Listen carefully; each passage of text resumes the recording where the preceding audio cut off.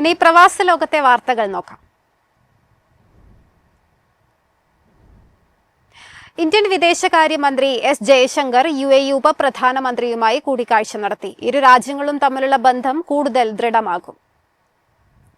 UAE ഉപപ്രധാനമന്ത്രിയും വിദേശകാര്യമന്ത്രിയുമായ Sheikh Abdullah bin Zayed Al നഹ്യാനുമായി ഇന്ത്യൻ വിദേശകാര്യമന്ത്രി എസ് ജയശങ്കർ ചർച്ച നടത്തി.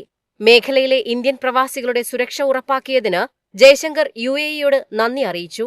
ഇന്ത്യയും UAEയും തമ്മിലുള്ള തന്ത്രപ്രധാനമായ ബന്ധങ്ങൾ കൂടുതൽ ശക്തമാകുമെന്ന് അദ്ദേഹം പറഞ്ഞു. പ്രാദേശിക അന്തർദേശീയ സുരക്ഷ, ആഗോള നാവിക ഗതാഗതം, ഊർജ്ജ വിതരണം, ലോക സമ്പദ്വ്യവസ്ഥ എന്നിവയിൽ ഈ ആക്രമണങ്ങൾ ഉണ്ടാക്കിയേക്കാവുന്ന പ്രത്യാഘാതങ്ങളെക്കുറിച്ചുള്ള ആശങ്കകൾ കൂടിക്കാഴ്ചയിൽ ഇരു നേതാക്കളും പങ്കുവച്ചു.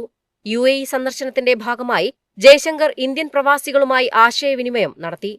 പടിഞ്ഞാറൻ ഏഷ്യയിലെ സംഘർഷഭരിതമായ സാഹചര്യത്തിൽ അവരുടെ സുരക്ഷ ഉറപ്പാക്കാൻ ഇന്ത്യൻ സർക്കാർ നടത്തുന്ന ശ്രമങ്ങളെക്കുറിച്ചും അദ്ദേഹം സംസാരിച്ചു. പ്രവാസികൾക്ക് അത്യാവശ്യ സേവനങ്ങൾ എത്തിക്കുന്നതിനായി വേണ്ട നടപടികൾ സ്വീകരിക്കുമെന്നും അദ്ദേഹം പറഞ്ഞു. News desk MyFin TV. ദുബായിൽ റിയൽ എസ്റ്റേറ്റ് വിസ നടപടികൾ ഇനി കൂടുതൽ എളുപ്പമാക്കാൻ നീക്കം. പ്രവാസികൾ ഉൾപ്പെടെയുള്ള നിക്ഷേപകർക്ക് ഇത് ആശ്വാസമാകും. ദുബായിൽ സ്വന്തമായി വസ്തുവകകൾ ഉള്ളവർക്കും നിക്ഷേപകർക്കും സന്തോഷവാർത്ത.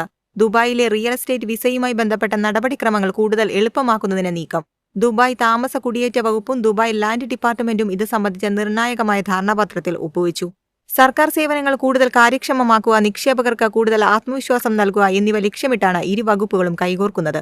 ദുബായ് ലാൻഡ് ഡിപ്പാർട്ട്മെന്റ് നൽകിയിരുന്ന സുപ്രധാനമായ 3 റിയൽ എസ്റ്റേറ്റ് റെസിഡൻസി സേവനങ്ങൾ ഇനി മുതൽ നേരിട്ട് GDRFAയുടെ സിസ്റ്റത്തിലേക്ക് മാറ്റും. Golden residency, retirement residency, property residency എന്നീ സേവനങ്ങളാണ് ഇത്തരത്തിൽ മാറ്റുക.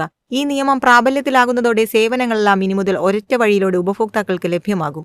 GDRFA ദുബായ് മേധാവി ജനറൽ ലഫ്റ്റനന്റ് മുഹമ്മദ് അഹമ്മദ് അൽമറിയും Dubai land department director general Omar ഹമദും ഇത് സംബന്ധിച്ചുള്ള സുപ്രധാന കരാറിൽ ഒപ്പുവച്ചു. News desk MyFin TV. UAEയിൽ നിലവിലുള്ള തൊഴിൽ കരാറിൽ നിന്ന് പുതിയതിലേക്ക് മാറുന്നതിന് മുൻപ് പഴയ ജോലിയുമായി ബന്ധപ്പെട്ട തൊഴിലവകാശങ്ങൾ നേടണം. വ്യവസ്ഥകൾക്ക് വിധേയമായാണ് തൊഴിൽ കരാറും വിസ മാറ്റവും അനുവദിക്കുകയെന്നാണ് മുന്നറിയിപ്പ്.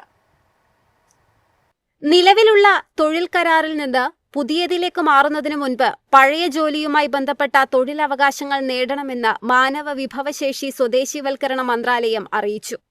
തൊഴിലുടമയും തൊഴിലാളിയും തമ്മിലുള്ള ധാരണയുടെ അടിസ്ഥാനത്തിലെ തൊഴിൽ കരാർ മാറ്റാനാകൂ. പുതിയ തൊഴിലുടമയുടെ കീഴിലുള്ള കരാറിലേക്ക് മാറുന്നതിന് മുൻപ് പഴയ സ്പോൺസറിൽ നിന്നുള്ള കുടിശ്ശിക തീർക്കണം. സാമ്പത്തിക ബാധ്യതകൾ തീർക്കാതെ കരാർ മാറ്റത്തിന് നിയമസാധുതയുണ്ടാകില്ലെന്ന് അധികൃതർ അറിയിച്ചു. പാർട്ട് ടൈം കരാറാണെങ്കിൽ സ്പോൺസറുമായുള്ള ധാരണ പ്രകാരം നിശ്ചിത മണിക്കൂറുകൾ ജോലി ചെയ്താൽ മതി. താൽക്കാലിക തൊഴിൽ കരാറുകൾ ജോലി പൂർത്തിയാകുമ്പോൾ കാലഹരണപ്പെടും. തൊഴിലുടമയ്ക്ക് തൊഴിൽ കരാർ ഏകപക്ഷീയമായി റദ്ദാക്കാം. തൊഴിലാളികളെ നോട്ടീസ് നൽകാതെ ജോലിയിൽ നിന്ന് പിരിച്ചുവിടാനും രാജ്യത്തെ തൊഴിൽ നിയമപ്രകാരം സാധിക്കും. News desk MyFin TV. എളുപ്പത്തിൽ സമ്പാദ്യം വളർത്താം. ഇന്ന് തന്നെ മൈഫിൻ TV ആപ്പ് ഡൗൺലോഡ് ചെയ്യൂ.